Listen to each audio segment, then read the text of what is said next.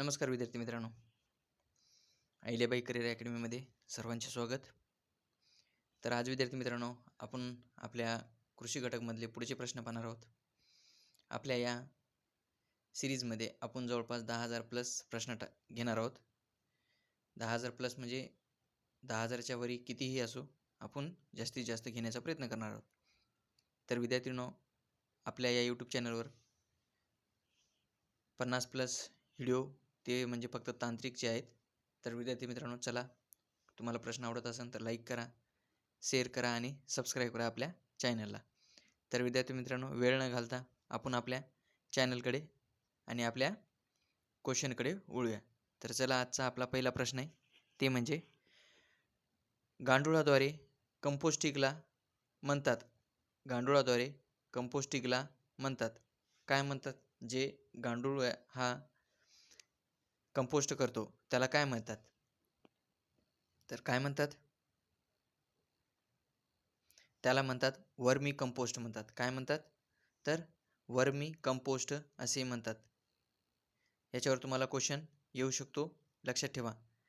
काय म्हणतात? वर्मी कंपोस्ट. कशाला म्हणतात? गांडुळाद्वारे कंपोस्टिंगला म्हणतात वर्मी कंपोस्ट.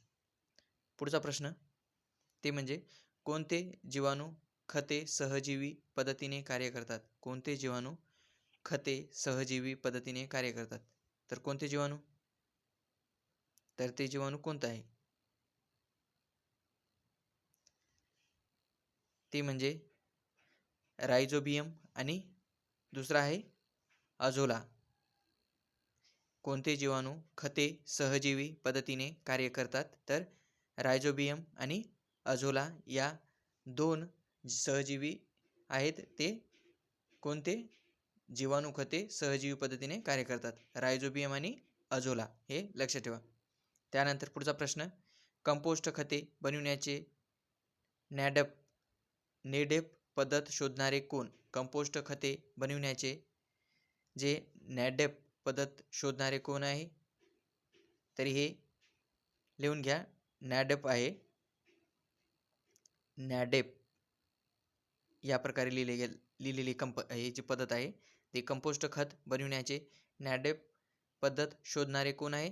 तर नामदेव पंढरी पांडे.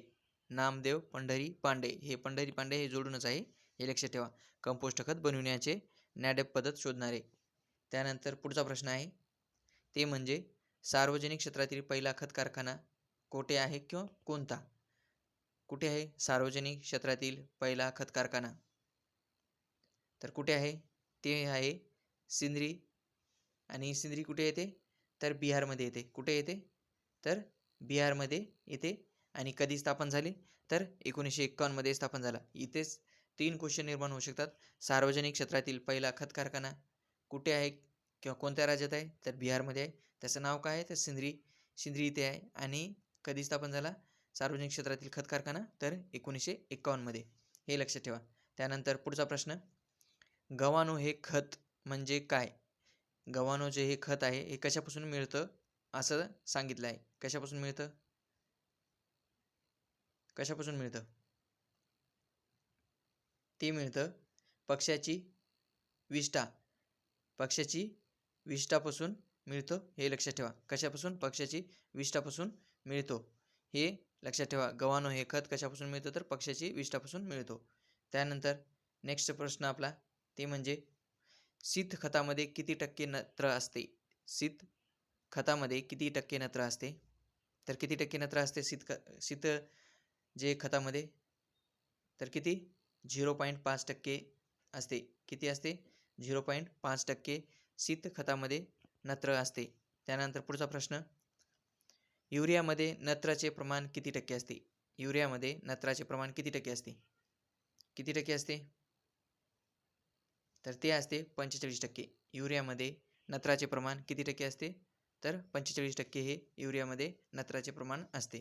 त्यानंतर पुढचा प्रश्न, कुंजलेल्या कंपोस्ट खतामध्ये नत्राचे प्रमाण किती? कुंजलेल्या कंपोस्ट खतामध्ये नत्राचे प्रमाण किती? तर किती आहे? कुंजलेल्या कंपोस्ट खतामध्ये नत्राचे प्रमाण हे 1.8% असते. कुंजलेल्या कंपोस्ट खतामध्ये नत्राचे प्रमाण 1.8% असते. त्यानंतर पुढचा प्रश्न, हिरवळीच्या खतापासून हेक्टरी किती टक्के नत्र मिळते? हिरवळीच्या खतापासून हेक्टरी किती नत्र मिळते? तर किती नत्र मिळते? तर ते मिळते 60 ते 90% नत्र मिळते हिरवळीच्या खतापासून हेक्टरी. हे लक्षात ठेवा, 60 ते 90 किलो, टक्के नाही आहे, 90 किलो, 60 ते 90 किलो. त्यानंतर पुढचा प्रश्न, गंधक उपलब्ध करून देणारे जीवन गंधक उपलब्ध करून देणारे गंधक उपलब्ध करून देणारे कोणते जीव आहे? सांगा. गंधक उपलब्ध करून देणारे जीव कोणतं? तर कोणतं आहे? ते आहे थायोबॅक्टेरिया. काय आहे? थायोबॅक्टेरिया आहे, हे लक्षात ठेवा. गंधक उपलब्ध करून देणारे जीव कोणतं? तर थायोबॅक्टेरिया. त्यानंतर पुढचा प्रश्न, खत उत्पादनासाठी जी क्रांती असते तिला काय म्हणतात? खत उत्पादनासाठी जी क्रांती असते तिला काय म्हणतात? तर काय म्हणतात? तिला राखाडी किंवा दुसरं नाव आहे तिला भुरी क्रांती. राखाडी क्रांती किंवा भुरी क्रांती कशाला म्हणतात? तर ते खत उत्पादनासाठी केली जाणारी क्रांतीला म्हणतात, हे लक्षात ठेवा. त्यानंतर पुढचा प्रश्न,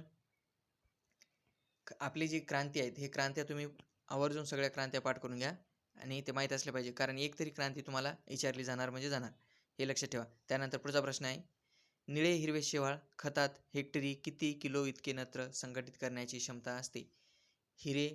निळे हिरवे शेवाळ खतात हेक्टरी किती किलो इतके नत्र संघटित करण्याची क्षमता असते? तर किती? ती असते 25 ते 30 किलो. 25 ते 30 किलो हे निळे हिरवे शेवाळ खतात हेक्टरी किती किलो इतके नत्र संघटित करण्याची क्षमता असते? तर 25 ते 30 किलो नत्र, हे लक्षात ठेवा. त्यानंतर पुढचा प्रश्न, सर्वात जास्त खत उत्पादन करणारे राज्य कोणतं आहे? तर गुजरात हे सर्वात जास्त खत उत्पादन करणारे राज्य. उत्पादनाचा जर विचार केला तर सर्वात जास्त खत उत्पादन हे गुजरातमध्ये होतं, हे लक्षात ठेवा. त्यानंतर पुढचा प्रश्न, सर्वात जास्त खत उत्पादन करणारी कंपनी. राज्य तर गुजरात आहे सर्वात जास्त खत उत्पादन करणारा, तर सर्वात जास्त खत उत्पादन करणारी कंपनी कोणती आहे? तर ती आहे national fertiliser limited. National fertiliser limited ही सर्वात जास्त खत उत्पादन करणारी कंपनी आहे.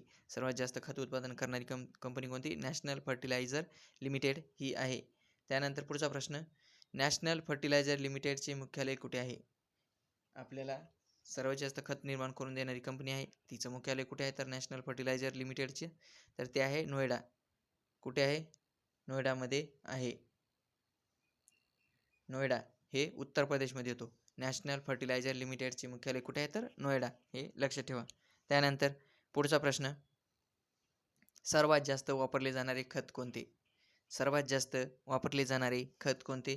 तर सर्वात जास्त वापरले जाणारे खत आहे ते म्हणजे कोणतं? तर युरिया. कोणतं आहे? युरिया हे सर्वात जास्त वापरलं जाणारं खत आहे. त्यानंतर पुढचा प्रश्न, डॅश यांनी 1828 मध्ये कृत्रिमरित्या मिळते काय? डॅश यांनी 1828 मध्ये कृत्रिमरित्या युरिया तयार केला. कोणी केला? डॅश यांनी 1828 मध्ये कृत्रिमरित्या युरिया तयार केला, ते आहे फ्रेडरिक होलर. कोण आहे? फ्रेडरिक होलर हे आहे, लक्षात ठेवा. डॅश यांनी 1828 मध्ये कृत्रिमरित्या युरिया तयार केला, ते म्हणजे फ्रेडरिक होलर हे आहे. त्यानंतर पुढचा प्रश्न आहे, ते म्हणजे गांडूळ त्यांच्या वजना इतके खाद्य खाऊन त्यापैकी टक्के विष्ठा टक्के विष्ठा तयार करतो. किती टक्के? गांडूळ किती टक्के विष्ठा तयार करतो? विष्ठा विचारलंय, तर किती टक्के विष्ठा तयार करतो? तर गांडूळ हे त्यांच्या वजना इतके खाद्य खाऊन त्यापैकी टक्के विष्ठा रूपाने कंपोस्ट म्हणून बाहेर टाकतो. तर किती टक्के? 95%. हे खाल्लेल्या ते जेवढं खातो त्याच्या खाण्याच्या जितके टक्के ते जेवढं खातो त्याच्या किती टक्के ते विष्ठा बाहेर टाकतो? तर ते 95% विष्ठा बाहेर टाकतो आणि 5%च फक्त आणि फक्त ते त्याच्या ग्रहण करतो, हे लक्षात ठेवा. त्यानंतर पुढचा प्रश्न, भारतीय हरित क्रांतीचा जनक कोण? हे तर सर्वांना माहीत असलं पाहिजे. भारतीय हरित क्रांतीचा जनक कोण आहे? तर ते आहे कोण? एम.एस. स्वामीनाथन हे भारतीय हरित क्रांतीचे जनक आहे. तर महाराष्ट्राच्या हरित क्रांतीचे जनक कोण? आपल्या महाराष्ट्राचा जर विचार केला तर कोण आहे? वसंतराव नाईक. वसंतराव नाईक हे आहे, हे लक्षात ठेवा. आणि जर जगाचा विचार केला तर कोण आहे? तर ते सांगा कमेंट करून. त्यानंतर पुढचा प्रश्न आपला, भारतात हरित क्रांतीची सुरुवात 1960 ते 61 मध्ये सरकारने सुरू केल्या डॅश डॅश या कार्यक्रमापासून झाली. भारतात हरित क्रांतीची सुरुवात 1960 ते 61 मध्ये कोणत्या सरकारने केलेल्या डॅश डॅश कार्यक्रमापासून झाली. कोणत्या कार्यक्रमापासून भारतात हरित क्रांतीची सुरुवात झाली? तर कोणत्या कार्यक्रमापासून? तर सधन शेतीचा जिल्हा विकास कार्यक्रम. सधन शेतीचा जिल्हा विकास कार्यक्रम, हे लक्षात ठेवा. हरित क्रांतीची सुरुवात कोणत्या कार्यक्रमापासून सुरू झाली? तर सधन शेतीचा जिल्हा विकास कार्यक्रम या कार्यक्रमापासून हरित क्रांतीची सुरुवात झाली 1960-61 मध्ये. त्यानंतर पुढचा प्रश्न, ते म्हणजे भारतात संदर्भात हरित क्रांती शब्द सर्वप्रथम 1968 साली अमेरिकन शास्त्रज्ञ यांनी वापरला. कोणत्या शास्त्रज्ञाने भारताच्या हरित क्रांती हा शब्द सर्वप्रथम 1968 मध्ये वापरला? तर तो आहे विल्यम गेड. कोण आहे?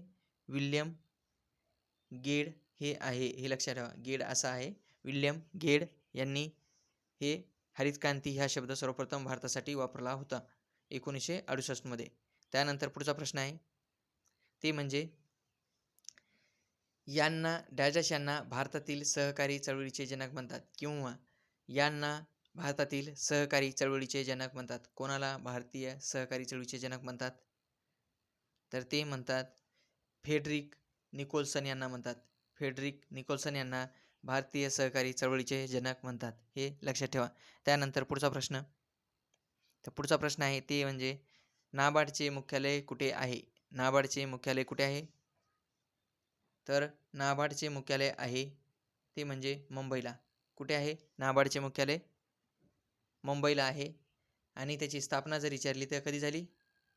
तर ती 22 जुलै 1982. 12 जुलै 1982. आणि कोणत्या समितीच्या शिफारशीनुसार नाबार्डची स्थापना करण्यात आली? शिवरामन या शिवराजन, हे कमेंट करून सांगा. तर नाबार्डची स्थापना कोणत्या समितीच्या शिफारशीनुसार झाली, हे कमेंट करून सांगा. तर पुढचा प्रश्न आहे ते म्हणजे भारतात प्रथम सहकारी भूविकास बँक 1920 मध्ये कुठे स्थापन करण्यात आली? भारतात प्रथम सहकारी भूविकास बँक 1920 मध्ये कुठे स्थापन करण्यात आली? तर सहकारी भूविकास बँक 1920 मध्ये कुठे स्थापन करण्यात आली? तर ती करण्यात आली आहे पंजाबमधील झांग या ठिकाणी. पंजाबमधील झांग या ठिकाणी भारतात प्रथम सहकारी भूविकास बँक 1920 मध्ये स्थापन करण्यात आली, पंजाबमधील झांग.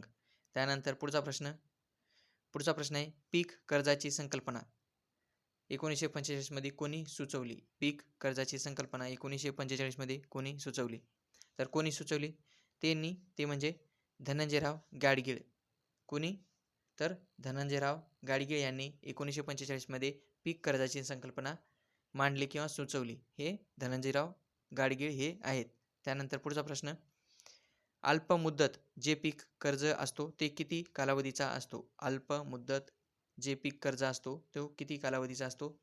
तर तो किती कालावधीचा असतो? तर 15 ते 18 महिने हे कालावधी असतं, ते म्हणजे अल्पमुदत. आणि मध्यमचा जर विचार केला तर किती असतो? त्याचा मध्यमचा कालावधी, मध्यम पीक कर्ज जो असतो त्याचा कालावधी किती असतो? 18 महिने, 18 ते 5 वर्ष. 18 ते 5 वर्षे हे महिने आहेत. हे महिने 18 महिने ते 5 वर्ष. आणि दीर्घ मुदतीचा जर विचार केला तर दीर्घ मुदतीचा किती असतो? तर 5 वर्ष ते किती? 20 वर्ष. 20 वर्ष हे एवढा असतो. हे लक्षात ठेवा. अल्पमुदत पीक कर्ज 15 ते 18 महिने आणि मध्यम कर्ज तर ते 18 महिने ते 5 वर्ष आणि दीर्घ मुदतीचा 5 वर्ष ते 20 वर्ष एवढा असतो, हे लक्षात ठेवा. त्यानंतर पुढचा आहे Maharashtra hybrid seeds company limited कुठे आहे? Maharashtra hybrid seeds company limited कुठे आहे? तिलाच महिको म्हणतात, शॉर्टकटमध्ये महिको म्हणतात. कुठे आहे? तर ती आहे जालना. कुठे आहे? आपल्या जालन्यामध्ये आहे, हे लक्षात ठेवा. Maharashtra hybrid seeds company limited तिलाच महिको म्हणतात. ती कुठे आहे? तर जालन्याला आहे. त्यानंतर पुढचा प्रश्न, भारतीय संसदेने बियाणे कायदा केव्हा केला? भारतीय संसदेने बियाणे कायदा केव्हा केला? तर बियाणे कायदा केव्हा केला? तर 1965 मध्ये भारतीय संसदेने बियाणे कायदा केला आहे, 1965 मध्ये. त्यानंतर पुढचा प्रश्न आहे ते म्हणजे बीज परीक्षणाची पहिली प्रयोगशाळा सुरू करणारा देश कोणता? बीज परीक्षणाची पहिली प्रयोगशाळा सुरू करणारा देश कोणता? तर कोणता आहे? बीज परीक्षणाची पहिली प्रयोगशाळा सुरू करणारा देश आहे जर्मनी. कोणता देश आहे? जर्मनी. आणि कधी स्थापना करण्यात आली त्याची? तर 1940 मध्ये स्थापना करण्यात आली. आणि कुठे? जर्मनी. बीज परीक्षणाची पहिली प्रयोगशाळा सुरू करणारा देश किंवा स्थापन करणारा देश आहे ते जर्मनी आणि ती 1940 मध्ये स्थापना करण्यात आली. त्यानंतर पुढचा प्रश्न आहे, मूलभूत बियाण्याच्या पिशवीवर कोणत्या रंगाची लेबल असते? मूलभूत बियाण्याच्या पिशवीवर कोणत्या प्रकारची लेबल असते? तर कोणत्या प्रकारची लेबल असते? मूलभूत विचारलंय. कोणतं? हे लक्षात ठेवा. मूलभूत बियाण्याच्या पिशवीवर कोणत्या रंगाची लेबल असते? मूलभूत विचारलं तर पिवळ्या रंगाची. हे लक्षात ठेवा. मूलभूत, कारण आपण याच्यावर दुसरे पण क्वेश्चन घेतलेत, हे लक्षात ठेवा. मूलभूत विचारलं तर पिवळ्या रंगाची लेबल असते. मूलभूत बियाण्याच्या पिशवीवर कोणत्या? तर पिवळ्या रंगाची असते. आणि पुढचा प्रश्न आहे आपला दुसरा, पायाभूत बियाण्याच्या पिशवीवर कोणत्या रंगाची लेबल असते? तर पायाभूत विचारलं तर कोणत्या? तर पायाभूत पिशवीच्या कोणत्या रंगाची लेबल असतो पायाभूत बियाण्याच्या पिशवीवर? तर सांगा. पायाभूत बियाण्याच्या पिशवीवर कोणत्या प्रकारचा लेबल असतो? तर पांढऱ्या असतो, हे लक्षात ठेवा. आणि मूलभूत विचारलं तर पिवळ्या, हे लक्षात राहू द्या. पायाभूत विचारलं पांढऱ्या आणि मूलभूत विचारलं तर पिवळ्या. त्यानंतर पुढचा प्रश्न आहे ते म्हणजे प्रमाणित बियाण्याच्या पिशवीवर कोणत्या रंगाची लेबल असते? प्रमाणित आपण पाहिलं, मूलभूत पाहिलं, त्यानंतर दुसरं पाहिलं आपण पायाभूत पाहिलं आणि ते आहे आता प्रमाणित. तर प्रमाणित विचारलं तर कोणत्या रंगाचा लेबल असतो? प्रमाणित बियाच्या पिशवीवर कोणत्या रंगाचा लेबल असतो? रंगाची लेबल असते ते सांगा. तर प्रमाणित विचारलं तर ते आहे म्हणजे निळ्या. प्रमाणित तर निळ्या रंगाचा लेबल असतो, हे लक्षात राहू द्या. त्यानंतर पुढचा प्रश्न, राष्ट्रीय बियाणे महामंडळाची स्थापना कधी झाली किंवा कधी करण्यात आली? राष्ट्रीय बियाणे महामंडळाची स्थापना 1963 मध्ये करण्यात आली. कधी करण्यात आली? 1963 मध्ये राष्ट्रीय बियाणे महामंडळाची स्थापना करण्यात आली आहे. कधी करण्यात आली? राष्ट्रीय बियाणे महामंडळाची स्थापना 1963 मध्ये, हे लक्षात राहू द्या. त्यानंतर महाराष्ट्र राज्य बियाणे महामंडळ, आपण राष्ट्रीय पाहिलं, आता महाराष्ट्र राज्य बियाणे महामंडळ, त्यालाच आपण काय म्हणतो? महाबीज म्हणतो. तर कुठे स्थापना करण्यात आली आणि कधी करण्यात आली? तर कधी करण्यात आली? राष्ट्रीय राज्य बियाणे महामंडळ तर अकोला आणि स्थापना 28 एप्रिल 1976. 28 एप्रिल 1976. त्यानंतर पुढचा, भारतीय कृषी अनुसंधान परिषदची स्थापना कधी करण्यात आली? भारतीय कृषी अनुसंधान परिषदची स्थापना कधी करण्यात आली? तर 1965 मध्ये करण्यात आली. भारतीय कृषी अनुसंधान परिषदेची स्थापना 1965 मध्ये करण्यात आली. त्यानंतर नॅशनल सीड्स ट्रेनिंग सेंटर कुठे आहे? नॅशनल सीड्स ट्रेनिंग सेंटर हे वाराणसी येथे आहे. कुठे आहे? वाराणसी. त्यानंतर पुढचा, कृषी व तत्सम मालाचे प्रमाणीकरण करणाऱ्या एक मार्ग कधी करण्यात आला? कृषी व तत्सम मालाचे प्रमाणीकरण करणाऱ्या एक मार्गचे कधी म्हणजे ते ॲक्ट कधी करण्यात आला? 1937 मध्ये. आणि प्रमाणीकरण करणारी राष्ट्रीय मध्यवर्ती संस्था कुठे आहे? तर ते आहे आनंद नागपूर. प्रमाणीकरण करणारी राष्ट्रीय मध्यवर्ती संस्था कुठे आहे? तर नागपूर येथे आहे. त्यानंतर अन्नधान्याचा राखीव साठा ठेवण्यास भारताने कधीपासून सुरुवात केली? अन्नधान्याचा राखीव साठा ठेवण्यास भारताने कधीपासून सुरुवात केली? तर 1974 मध्ये अन्नधान्याचा राखीव साठा ठेवण्यास भारताने सुरुवात केली. त्यानंतर पुढचा, पिकाची आणेवारी कोणी ठरवितो? पिकाची आणेवारी कोण ठरवतो? तर पिकाची आणेवारी हे तहसीलदार ठरवितो. पिकाची आणेवारी कोण ठरवितो? तर तहसीलदार हे ठरवित असतो. त्यानंतर शेतजमिनीचा आकार कोणता अधिकारी ठरवितो? शेतजमिनीचा आकार कोणता अधिकारी ठरवितो? शेतजमिनीचा आकार हे उपविभागीय अधिकारी ठरवितो. कोण ठरवितो? तर उपविभागीय अधिकारी हे शेतजमिनीचा आकार आणि आणेवारी हे तहसीलदार ठरवित असतो आणि आकार हे उपविभागीय अधिकारी ठरवित असतो. त्यानंतर भारताने सर्वप्रथम कोणत्या साली अन्नधान्य उत्पादनात स्वयंपूर्णता गाठली? तर 1974. कधी? तर 1974 साली गाठली. हे लक्षात ठेवा. भारताने सर्वप्रथम कोणत्या साली अन्नधान्य उत्पादनात स्वयंपूर्णता गाठली? तर 1974. त्यानंतर पुढचा, ते म्हणजे किसान कॉल सेंटरची केव्हापासून सुरुवात झाली? किसान कॉल सेंटरची केव्हापासून सुरुवात करण्यात आली? तर केव्हापासून? तर किसान कॉल सेंटरची ही 2004 मध्ये 21 जानेवारी 2004 मध्ये करण्यात आली. हे लक्षात राहू द्या. कधी करण्यात आली? तर 2004 मध्ये 21 जानेवारी 2004 मध्ये करण्यात आली आहे. त्यानंतर आपण आज गाईच्या जाती पाहूया, कारण आपण प्रत्येक वेळेस एकतरी जात पाहत असतो. तर गाईच्या जातीमध्ये पुढचा आहे ते म्हणजे गाईच्या जाती. गाईच्या जाती. तर त्यामध्ये आपण महत्त्वाच्या जाती पाहू, ती म्हणजे दुधारी म्हणजे शाहीवाल. त्यानंतर आहे लाल शिंदी.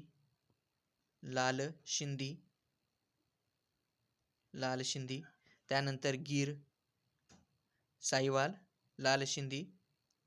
त्यानंतर गीर ही ह्या जाती आहेत. त्यानंतर दुसरी आहेत खिल्लार. त्यानंतर डांगी. त्यानंतर गवळाऊ. खिल्लार, डांगी, गवळाऊ. त्यानंतर अमृतमहल. त्यानंतर लाल कंदारी.